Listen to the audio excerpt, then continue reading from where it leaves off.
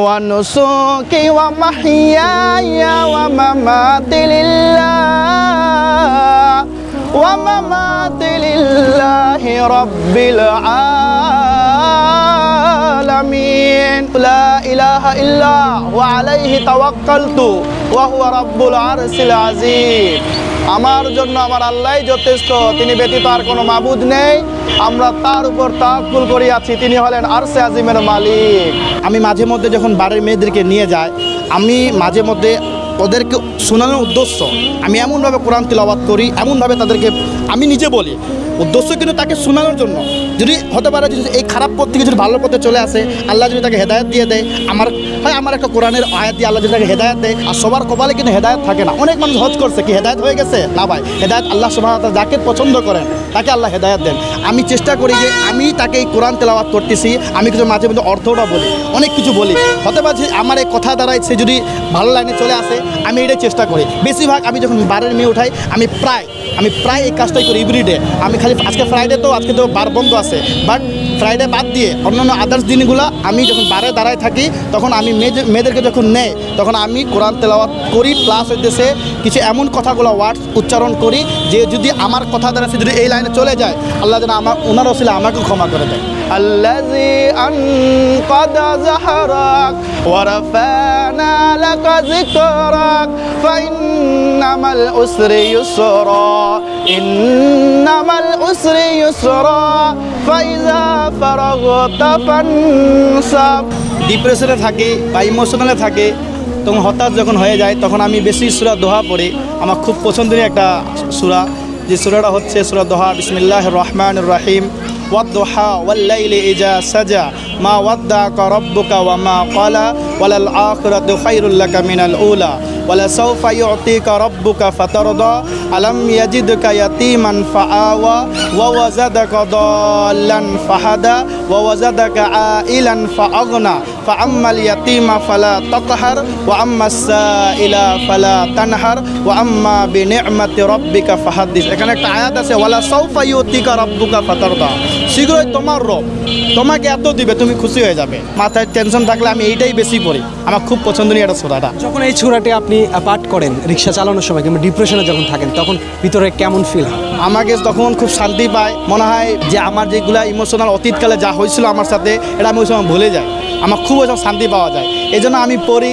অনেক প্যাসেঞ্জার আমার এই সূরাটা খুব পছন্দ করে, বলে ভাইয়া আপনার গলা খুব সুন্দর। কেউ আপনার ধরে নেন সাপোজ, আসলে আমি কারোর কাছে টাকা চাই না, আমার উদ্দেশ্য হচ্ছে আমি আমার মানে ইমোশনালটা আর ডিপ্রেশনটা দূর করার জন্য আমি এই সূরাটা পড়ি, আমার ইমোশনাল আর ডিপ্রেশন দূর করার জন্য। প্লাস হইতেছে আমাকে ভালো লাগে। অনেকে দেখবেন গান গায় করে, কিন্তু আমার ভালো লাগে না, কিন্তু আমি বিপদে পড়লে এই সূরা বেশি পড়ি, এতে প্যাসেঞ্জারও শুনে ভালো লাগে, আমাকেও ভালো লাগে। আমি এটা কন্টিনিউ পড়ি। আমাকে অনেকে আমার দিকে তাকাই রয়ে যে ভাইয়া আপনি কি মাদ্রাসা লাইনে পড়াশোনা করছেন? আমি বলি না, মাদ্রাসা লাইনে পড়াশোনা করি নাই, কিন্তু আমি যে মাঝে মধ্যে তাবলিগ জামাতে যাইতাম, আমাদের এলাকা থেকে প্রতি মাসে 3 দিন করে বের হতো, ওগুলোতে যাইতাম। তো আসলে ওগুলা থেকে পড়তে পড়তে এবং মানে প্র্যাকটিক্যাল করতে করতে আলহামদুলিল্লাহ অনেকটা সূরা মুখস্থ হয়ে গেছে। ওয়ালাল আখিরাতু খায়রুল লাকা মিনাল উলা ওয়ালাসাউফা ইউতিকা রাব্বুকা ফাতারদা আলাম ইয়াজিদকা ইয়াতীমান ফাআওয়া। ইসলামের তথ্য প্রদানের পরে এমন কেউ কোনো কিছু বলেছে কিংবা এমন কোনো ইন্টারেস্টিং কোনো ঘটনা ঘটেছে কিনা? এরকম একদিন আমার সামনে হয়েছিল, সেটা হচ্ছে আমি ওই যে আপনার বনানী 11-তে একটা প্ল্যান ভিউ নাকি একটা নাম একটা বার আছে, তো ওখান থেকে ওনাকে নিয়ে যাব তেজগাঁও। মেয়ের কাছে টাকা ছিল না, অল্প কিছু টাকা ছিল। তো আমি আবার অনেক সময় হয় কি, কারো কাছে যদি টাকা না থাকলে আমি তখন উঠাই না, টাকা যদি থাকে তাহলে আমি কমে যাই না, বাট টাকা যদি কারো কাছে না থাকলে আমি কিন্তু নিয়ে যাই। ওনাকে বনানী 11 থেকে যে নাবিস্কো নিয়ে গেলাম, এর মধ্যে আমি অনেক কোরআন শরীফ তিলাওয়াত করছি, তারপরে হয়তো অনেকগুলো কথা বলছি, হাদিসের কথা বলছি, কিন্তু ওনাকে আমি বলি না, আমি কিন্তু জোরে জোরে পড়তেছি ওনার উদ্দেশ্যে, যাতে উনি শুনুক, হয়তো আল্লাহ পাক যদি তাকে ভালো পথে নিয়ে আসে। তো যখন ওনাকে নাবিস্কো নিয়ে আসছি, তার গন্তব্যের মধ্যে যখন আমি তাকে নিয়ে আসছি, সে বলতেছে ভাইয়া আপনার তো মাশাআল্লাহ কোরআন তেলাওয়াত খুব সুন্দর। তো আমি তার সাথে একটু মানে তার সাথে একটু ফ্রি হচ্ছিলাম, তাকে একটু প্রশংসা করে আমি তার কাছে ফ্রি হচ্ছিলাম। আমি বললাম আপু, এই যে আপনি মাশাআল্লাহ দেখতে সুন্দর, কত সুন্দর, আপনি এখন বোরখা পরে আসছেন, আপনি আসছেন বার থেকে আমি জানি, ঠিক আছে, এটা তো অস্বীকার করার কিছু না। বললাম জি ভাইয়া। আমি বললাম দেখেন আপু, আপনি যে কাজটা করতেছেন দেখেন আজকে আপনার ধরেন যৌবন আছে, আপনি ইয়াং মেয়ে আছেন, আজকে আপনি এই কাজ করে যাইতেছেন, কিন্তু এই জীবন তো শেষ জীবন নাই আপু, এরপরে কিন্তু পরকাল আছে। আল্লাহর কাছে নিজের আমলটা যখন আপনি প্রেজেন্টেশন করবেন তখন আপনার কী হবে আপনি খেয়াল করছেন?